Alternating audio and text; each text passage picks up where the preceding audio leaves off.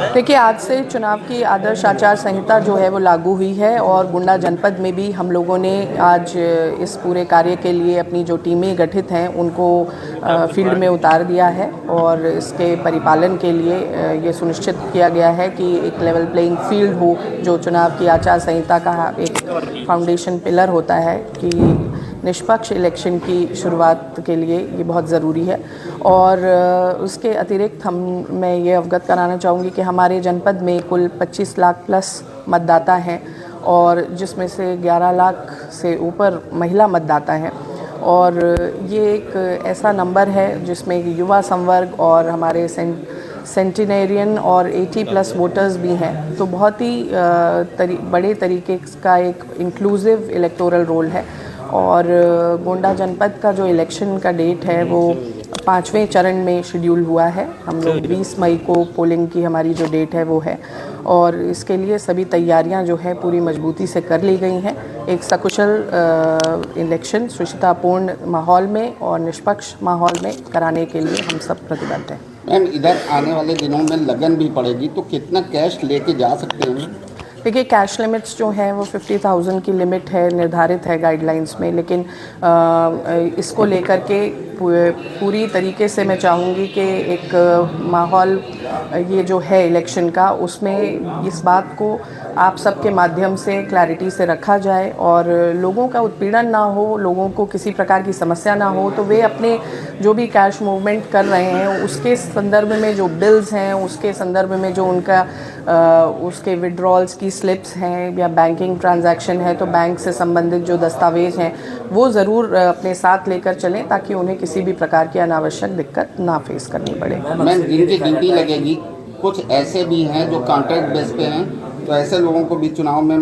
लिया जाएगा? देखिए, डायरेक्टली जो मैन पावर हमारे बूथ्स को हैंडल करता है, मतलब जो हमारे पोलिंग पर्सनल हैं, उसमें किसी भी तरह के कॉन्ट्रैक्चुअल स्टाफ को नहीं लगाया जाना है। मैम, अक्सर देखा था कि चुनाव जब करीब आ जाता है तो डोर टू डोर पैसे और शराब बांटने की का चलन है, उसको जिला प्रशासन कैसे रोकेगा? देखिए, इस पूरे इलेक्शन में मनी पावर, मसल पावर पर बिल्कुल जो है पूर्णतः प्रतिबंध, ये हमारी एक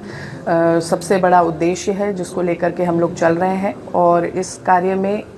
मतलब हमारी जो टीम्स हैं, चाहे वो हमारे सचल दस्ते हों, स्टैटिक सर्विलांस टीम्स हो, वीडियो सर्विलांस टीम्स हो, हमारा जो पुलिस और प्रशासन का जो अतिरिक्त अमला है वो इसको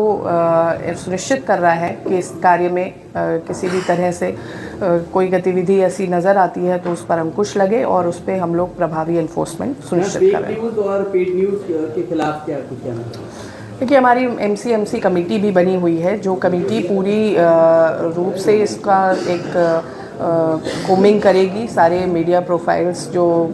अभ्यर्थियों के हैं, कैंडिडेट्स के हैं और इसके या मिस इन्फॉर्मेशन है, और उस पर प्रभावी अंकुश लगाएगी वो कमेटी। डिजिटल ट्रांजैक्शन जो इनलीगल होंगे इस चुनाव में, उस पर प्रशासन की नज़र कैसे रहेगी? डिजिटल ट्रांजैक्शंस को लेकर के सेंट्रलाइज्ड मॉनिटरिंग है, तो ये सेंट्रल लेवल पर ही देखा जा रहा है, बट हम लोग भी अपनी तरफ से जो हमारे बैंकिंग ट्रांजैक्शंस हैं उनके सस्पिशियस विड्रॉल्स इत्यादि पर लोकल लेवल पर हम लोग देखेंगे। सीनियर सिटीजन्स के लिए एक विकल्प है कि वे अपने होम वोटिंग का एक विकल्प है जिसको लेकर के जो निर्वाचन आयोग है उसने अपने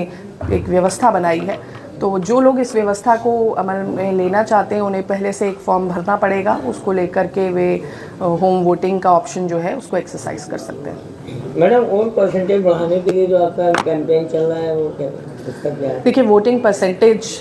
बहुत ही बड़ा मुद्दा है क्योंकि हमारा जो जनपद है उसमें निरंतर ये गिरावट दिखी है वोटिंग परसेंटेज को लेकर, एक अपैथी है। तो इसको चुनाव का पर्व है और देश का गर्व है, ये कैंपेन भारत निर्वाचन आयोग का कैंपेन है और इस कैंपेन की तर्ज पे हम लोग अपने जो डिस्ट्रिक्ट है उसमें भी इस पूरे कार्य को आगे लेके जाएंगे, आपके माध्यम से, इलेक्टोरल लिटरेसी क्लब्स के माध्यम से और हमारे जितने भी स्टेक होल्डर्स हैं, चाहे वो युवा मतदाता हों, चाहे वो महिला मतदाता हों, उन सब के बीच में फोकस टारगेटेड इंटरवेंशन के तहत हम वोटर टर्नआउट को बढ़ाने का प्रयास कर रहे हैं।